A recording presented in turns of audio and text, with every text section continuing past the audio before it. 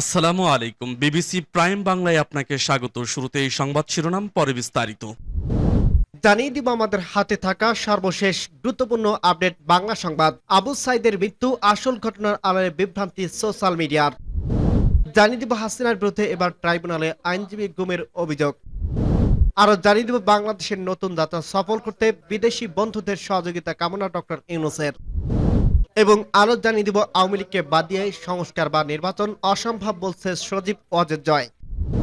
সর্বশেষ জানিয়ে দিব নির্বাচন কবে হবে তারিখ ঘোষণা করলেন প্রধান উপদেষ্টা ডক্টর মোহাম্মদ ইউনূস। শুনছিলেন সংবাদ শিরোনাম, এরপর বিস্তারিত। তার আগে অনুরোধ থাকবে, ভিডিওটি যদি ভালো লেগে থাকে ভিডিওটিতে একটি লাইক এবং কমেন্ট করে জানিয়ে দিন ভিডিও সম্পর্কে আপনার মূল্যবান মতামত, এবং আরো কমেন্ট করে জানিয়ে দিন ভিডিওটি আপনি কোথা থেকে দেখছেন এবং শুনছেন।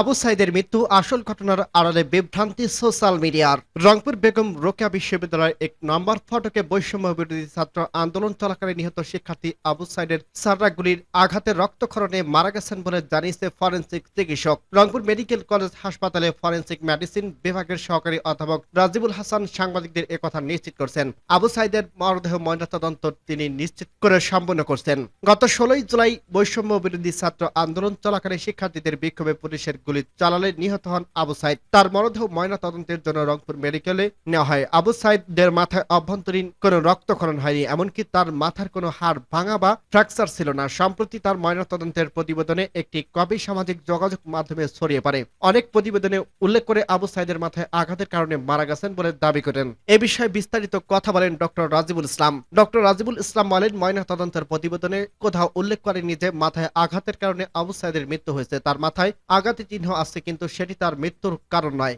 অসংখ্য সাররাগুলির আঘাতে আবু সাইদের শরীরের ভেতরে রক্তক্ষরণ হয় এবং তার অভ্যন্তরীণ অঙ্গের কাঠামো ক্ষতিগ্রস্ত হয়। এছাড়া আপনারা দেখেছেন যে আবু সাইদের ডান পায়ে হাত দিয়ে পড়ে গিয়েছিল। তার ডান উরুনের সাররায় গুলি লেগেছিল, সেখানে ফিলোমার আর্টলে ক্ষতিগ্রস্ত হওয়ার কারণে অভ্যন্তরীণ রক্তক্ষরণ হয়। তলপেটের গুলির আঘাতে ও রক্তক্ষরণের পেশি, এসব আঘাতের কারণে শক ও রক্তক্ষরণের কারণে আবু সাইদের মৃত্যু হয়েছে। তার মাথায় একটা আঘাতের চিহ্ন পেয়েছে। আঘাতটা থেতলে দেওয়ার মতো কিছুটা পড়ে গিয়ে বা আঘাত হতে পারে। এটা মেজর হেড ইনজুরি মনে হয়নি। হেড ইনজুরিতে মৃত্যু হলে ব্রেইন রক্তক্ষরণ হতো, যেটা সাইদের ক্ষেত্রে হয়নি। রিপোর্টের কোথাও বলা হয়নি ব্রেইনে রক্তক্ষরণ বা ফ্র্যাকচারের কারণে মৃত্যু হয়েছে। আমরা তার শরীরের পুরোটা খতিয়ে রেখেছি। আবু সাইদের ময়না তদন্তের প্রতিবেদনে মাথায় আঘাতের বিষয়টি অন্তর্ভুক্ত করার জন্য চাপ দেওয়া হয়েছিল, যেমন জনসম্মুখে এটি প্রকাশ পায় যে তিনি মাথায় আঘাতের কারণে মারা গেছেন। হাসিনার বিরুদ্ধে এবার ট্রাইব্যুনালে আইনজীবী গুমের অভিযোগ। শেখ হাসিনা প্রায় ২৫ জনের বিরুদ্ধে ট্রাইব্যুনালে মানবতা বিরোধী অপরাধের অভিযোগ দায়ের করছে এক আইনজীবী। ওই আইনজীবী বলছেন, আওয়ামী লীগ সরকারের আমলে তাকে ৬ মাস গুম করে রাখা হয়েছিল। এর আগে এক ব্যবসায়ী একই অভিযোগ করছিলেন। আজ বুধবার আন্তর্জাতিক অপরাধ ট্রাইব্যুনালের চিফ প্রসিকিউটর বরাবর এই অভিযোগ দায়ের করে আইনজীবী সোহেল রানা। সাবেক প্রধানমন্ত্রী ছাড়াও অন্য যাদের বিরুদ্ধে অভিযোগ করা হয়েছে তারা হলেন সাবেক স্বরাষ্ট্রমন্ত্রী আসাদুজ্জামান খান কামাল, সাবেক আইনমন্ত্রী আনিসুল হক, সাবেক আইজিপি একেএম শহীদুল হক, র্যাবের সাবেক মহাপরিচালক বেনজির আহমেদ এবং র্যাবের ২৫ থেকে ৩০ জন অজ্ঞাত সদস্য। পরে আইনজীবী সোহেল রানা বলেন, ২০১৫ সালের ১০ ফেব্রুয়ারি আমাকে উধাও করে উত্তরা থেকে র্যাব সদস্যরা তুলে নিয়ে ৬ মাস গুম করে রেখেছিল। গুম থাকা দিনগুলো আমাকে অবতীর্ণ নির্যাতন করা হয়। এ ঘটনায় বিচার চেয়ে ট্রাইব্যুনালে অভিযোগ দাখিল করছে। এর আগে এক ব্যবসায়ীকে তুলে নিয়ে ডিবি অফিসে ১০ দিন ধরে নির্যাতন করার ঘটনা আন্তর্জাতিক অপরাধ ট্রাইব্যুনালের শেখ হাসিনার বিরুদ্ধে প্রথমবারের মতো গুমের অভিযোগ দাখিল করা হয়। গত সোমবার ২৩ সেপ্টেম্বর এই অভিযোগ দাখিল করে ভুক্তভোগী নিজেই। একই সঙ্গে আওয়ামী লীগ সরকারের সময় যত গুম হয়েছে সবগুলো তদন্ত চাওয়া হয়েছে এই অভিযোগে। বাংলাদেশের নতুন যাত্রা সফল করতে বিদেশি বন্ধুদের সহযোগিতা কামনা ডক্টর ইউনূসের। সুখী ও সমৃদ্ধ ভবিষ্যতের পথে বাংলাদেশের নতুন যাত্রা বিদেশি বন্ধুদের সহযোগিতা কামনা করে প্রধান উপদেষ্টা অধ্যাপক মোহাম্মদ ইউনূস বলছেন, তারা নতুন বাংলাদেশ গড়ার সুযোগ হাতছাড়া করতে চান না। নিউ ইয়র্কের সময় মঙ্গলবার সন্ধ্যায় জাতিসংঘ সাধারণ পরিষদে অধিবেশনের ফাঁকে এক সংবর্ধনা অনুষ্ঠানে তিনি আরো বলেন, আমাদের কাজ হচ্ছে এটা পরিষ্কার ও সংস্কার করা। আমাদের কাজটা শুরু করতে হবে ভালো দিয়ে। এটি বাস্তবায়ন আপনাদের সমর্থন প্রয়োজন। জাতিসংঘের সাধারণ পরিষদের সদস্যপদ লাভের ৫০ বছর পূর্তি উপলক্ষে বাংলাদেশ আয়োজিত এই সংবর্ধনা অনুষ্ঠানে যোগ দেন অংশগ্রহণকারী দেশগুলোর প্রতিনিধিরা। ১৯৭৪ সালে ১৭ সেপ্টেম্বর বাংলাদেশ জাতিসংঘ পূর্ণ সদস্যপদ লাভ করেন। সংবর্ধনা আয়োজনে প্রধান উপদেষ্টার সাথে আরো ছিলেন পররাষ্ট্র উপদেষ্টা তৌহিদ হোসেন জ্বালানি, উপদেষ্টা মোহাম্মদ ফয়জুল কবির খান, জাতিসংঘ বাংলাদেশ স্থায়ী প্রতিনিধি রাষ্ট্রদূত মোহাম্মদ আব্দুল মোহিত, এসডিসির বিষয়ক মুখ্য সমন্বয়ক লামিয়া মোর্শেদ, প্রধান উপদেষ্টা প্রেস সচিব শফিকুল আলম, অতিরিক্ত পররাষ্ট্র স্বরাষ্ট্র সচিব রিয়াজ হামিদুল্লাহ, উপপ্রেস সচিব আবুল কালাম আজাদ মজুমদার এবং অপূর্ব জাহাঙ্গীর, অধ্যাপক ইউনূসের সাথে আলোকচিত্র লেখক, কিউরেটর এবং অ্যাক্টিভিস্ট শহীদুল আলম শিক্ষার্থীদের নেতৃত্বাধীন গণ অভ্যুত্থানের ঘটনাগুলো নিয়ে লেখা দুটি বইয়ের মোড়ক উন্মোচন করেন। শিক্ষার্থীদের আত্মত্যাগের কথা স্মরণ করে অধ্যাপক ইউনূস বলেন, গোটা জাতি আজ ঐক্যবদ্ধ। তারা নতুন বাংলাদেশের স্বপ্ন দেখছিল, আমরা তাদের হতাশ করতে চাই না।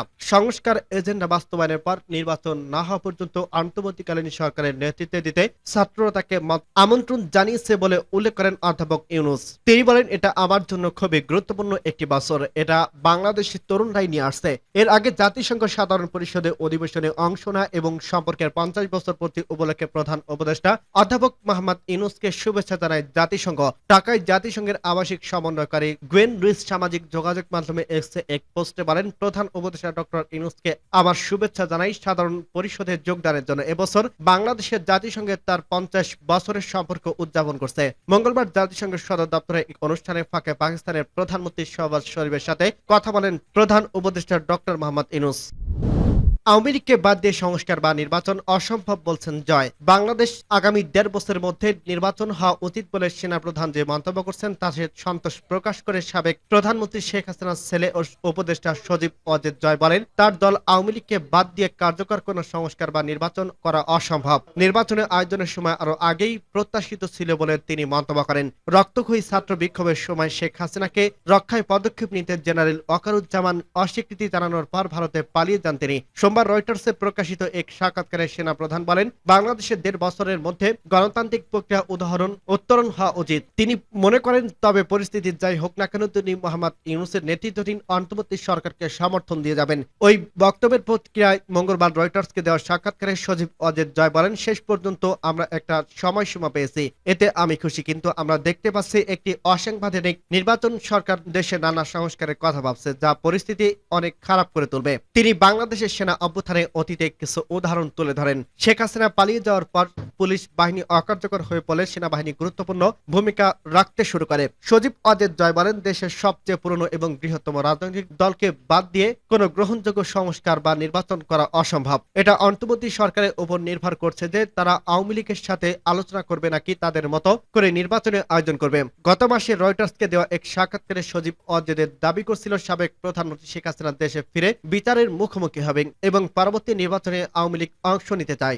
বাংলাদেশের গণ আন্দোলনের সময় হত্যাকাণ্ডের ঘটনায় শেখ হাসিনার বিচারের দাবি করছে শিক্ষার্থীরা। মঙ্গলবার শেখ হাসিনা দেশে ফিরবেন কিনা জানতে চাইলে সজীব ওয়াজেদ জয় বলেন, এটা তার সিদ্ধান্ত। এই মুহূর্তে আমি আমার দলের লোকজনকে নিরাপদে রাখতে চাই। ইউনূস সরকার তাদের উপর যে নিষ্ঠুরতা চালাচ্ছে সেটাকে আমি বিশ্ববাসীর কাছে তুলে ধরতে চাই। সূত্র বিবিসি।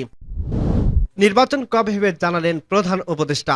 দেশের সংস্কারের বিষয়ে ঐক্যমত্যে উপনীত হলে এবং ভোটার তালিকা প্রস্তুত হলে নির্বাচনের তারিখ ঘোষণা করা হবে বলে জানিয়েছেন প্রধান উপদেষ্টা ডক্টর মোহাম্মদ ইউনূস। মঙ্গলবার 24 সেপ্টেম্বর জাতিসংঘ সদর দপ্তরে জাতিসংঘ সাধারণ পরিষদের বার্ষিক অধিবেশনের ফাঁকে IMF এর ব্যবস্থাপনা পরিচালক ক্রিস্টানিয়া জর্জিয়েভার সঙ্গে বৈঠকে একথা বলেন প্রধান উপদেষ্টা। বৈঠকে অধ্যাপক ইউনূস নির্বাচন, বেসামরিক প্রশাসন, পুলিশ, বিচার বিভাগ, দুর্নীতি দমন ও সংবিধানের গুরুত্বপূর্ণ সংস্কারের সুপারিশ করার জন্য তার অন্তর্বর্তী সরকারের যে 6টি কমিশন গঠন করছে সে সম্পর্কে কথা বলেন। ক্রিস্টালিয়া জর্জিয়েভা এই উদ্যোগে ডক্টর মোহাম্মদ ইউনূসের প্রতি সমর্থন জানান।